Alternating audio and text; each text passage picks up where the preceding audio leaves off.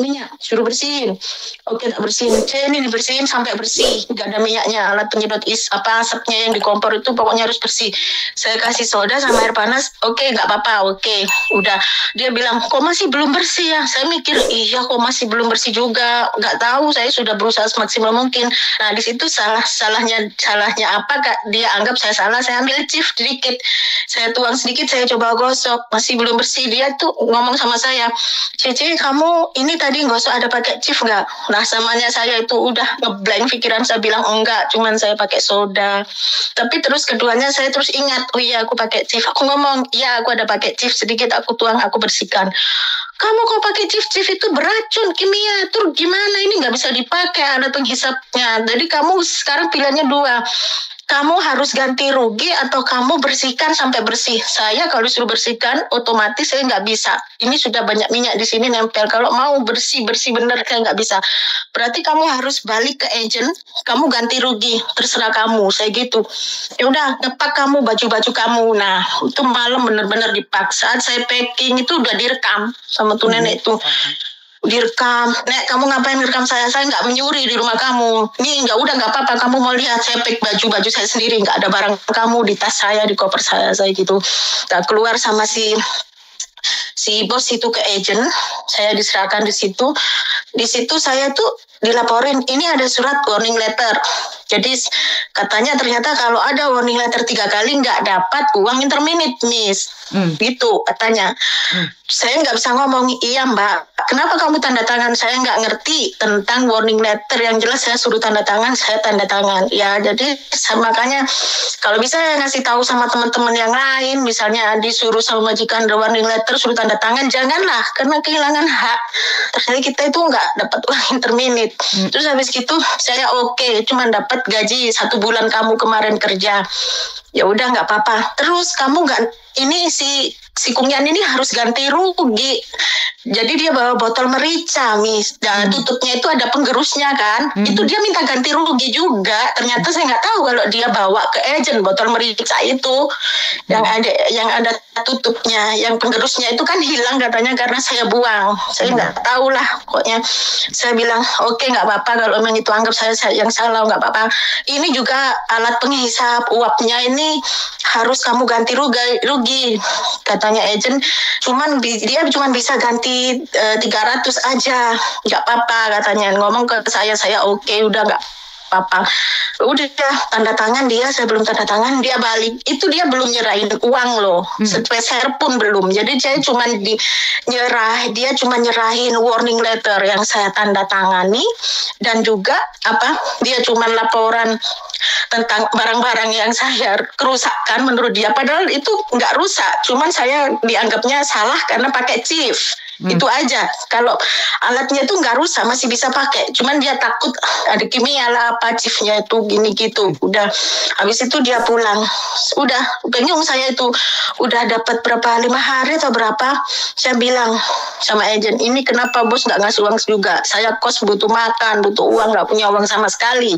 Saya pinjam teman, kapan bos saya ini ngasih uang gaji? Nggak apa-apa kalau memang nggak dapat uang interminute, yang penting saya cepat kasih uang, saya gitu. Terus si agent bilang, udah kalau memang dia nggak mau ngasih uang, kita laporan ke labor gitu aja di labor. Oke, saya bilang gitu.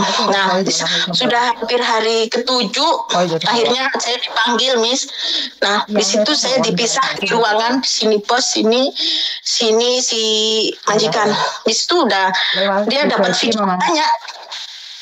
Video kesalahan saya waktu bayinya kejedot mainan, waktu saya ngelap muka terus dia kejedot mainan, itu ditunjukkan bayi nangis-nangis. Udah cicinya nggak bisa ngerawat bayi, ini itu udah pokoknya yang salah-salah lah.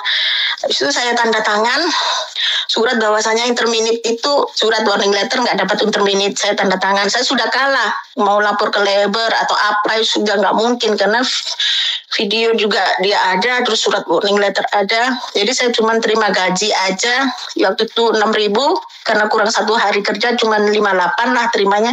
Dipotong yang rusaknya alat itu 300 apa-apa sudah. Nah, tiket itu dia bawa laptop, nggak diserahin ke agent. Untuk buat tiketnya itu dia cari sendiri yang murah, yang Scott itu. Kamu pulang tanggal sekian, padahal waktu masih kurang seminggu di sini, disuruh pulang hari itu. Saya nggak bisa, besoknya tanggal 7, akhirnya tanggal 7. Nah, dari situ udah saya sampai beberapa jam ini pokoknya ribut lah antara agent sama tuh majikan, bener-bener wafan, nggak bisa sinkron gimana lama, hampir kurang lebih 3 jam. Akhirnya uang itu keluar, mau ngasih uang dan juga tiketnya, terus dia pulang udah lega, tapi ya saya bingung juga. Terus, nah di situ saya dapat uang juga buat bayar kosnya 2.000, ada hutang ke teman udah diminta. Paspor saya kebetulan digadekan buat bayar teman saya karena saudaranya kan sakit, Miss, dia menagih, saya nggak punya uang. Oke, masuklah paspor saya. Nggak tahu kalau bakal di interminate sekarang, nggak tahu. Akhirnya saya bingung, padahal tiket sudah berapa hari harus terbang, paspor nggak ada. Jadi sekarang nih paspor nggak kepegang, tiket udah hangus. Oke. Ya, jadi tanggal 14 itu kalau saya nggak pulang gimana ya? Tanggal 14 kapan? Kok berat banget ya, Miss? Ya, 14 itu kan kayaknya overstay gitu kan, Miss. Tanggal 14 bulan berapa, sayang? 14 besok. Itu orang tua itu sebenarnya nggak ingin saya itu kerja sampai OS gitu. Kalau bisa kamu balik ke rumah dulu, istirahat. Udah, tapi saya nggak ada paspor, tiket udah hangus. Saya nggak tahu, Miss, terus gimana itu. Oke. Sekarang solusinya adalah, dan ingat ya, tadi kan kamu sudah terkasih tahu, untungnya kamu tidak menyebut nama siapapun karena secara langsung dan tidak langsung masuk di YouTube sama Facebook, dan ini adalah suatu pelajaran buat kamu dan juga buat teman-teman yang lain. Jangan pernah menandatangani surat yang kamu tidak tahu. Paham kan?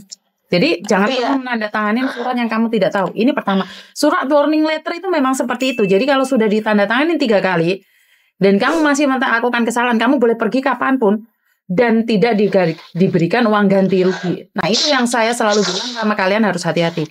Tapi udahlah, ini sudah terjadi. Oke.